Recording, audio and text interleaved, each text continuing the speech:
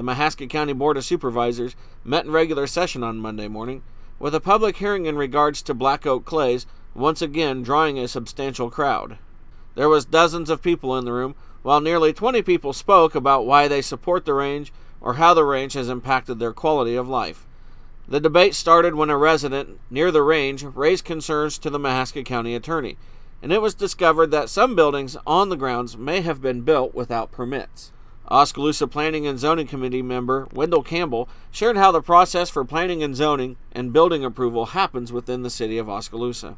Oskaloosa has a zoning ordinance, while Mahaska County does not.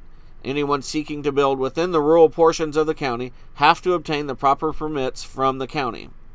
Oskaloosa News sat down with Mahaska County Supervisors Board Chairman Mark Grunendijk after Monday's meeting to find out more about where the board was in this process.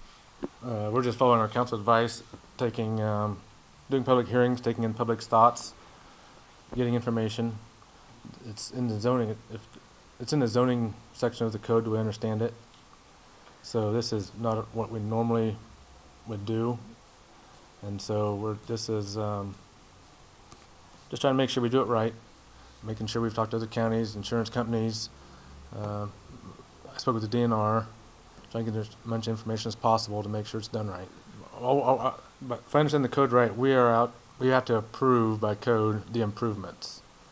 And so normally, even when we do our own improvements, there's there's certified people that sign off onto it and say this is what's safe to be built, it's safe for the public, it meets the standards, things like that.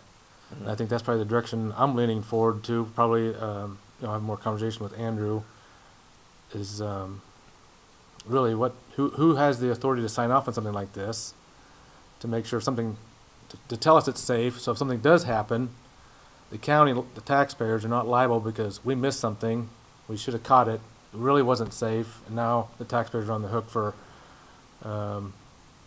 dollar amounts. Mm-hmm. And so I'm basically, that's the avenues I'm looking at it for, is really what's the county's responsibility, who has the authority to sign off and tell us it's safe, so we can move forward. Also discussed at the meeting was a review and approval of the county's 5-year road plan. Interim Mahaska County engineer Jeremiah Shelby, who is the full-time engineer for Monroe County, was on hand to go over the plan with the supervisors on Monday. That's what, by code, we're required to do a 5-year plan and submit it to the state. It was due tomorrow, I believe, today or tomorrow.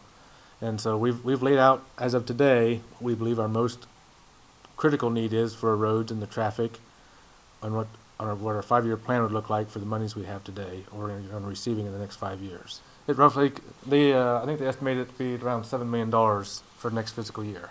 Well, this summer, on this current fiscal year, we're going to do the west half of G71, and that's we just approved that plan 2 weeks ago. It's $4.5 or $6 million, and so we'll hopefully start on that here shortly this spring. We're planning to do next for fiscal year 20. We've got a bridge over Cedar Creek on 335th Street. We've got a second bridge on Elm Creek on 110th Street, and each bridge is estimated to cost around $700,000. Mm-hmm. And so, and you heard Jeremiah say we receive $420,000 of bridge money every year. We'd like to do the Tainer Road, going south of Tainer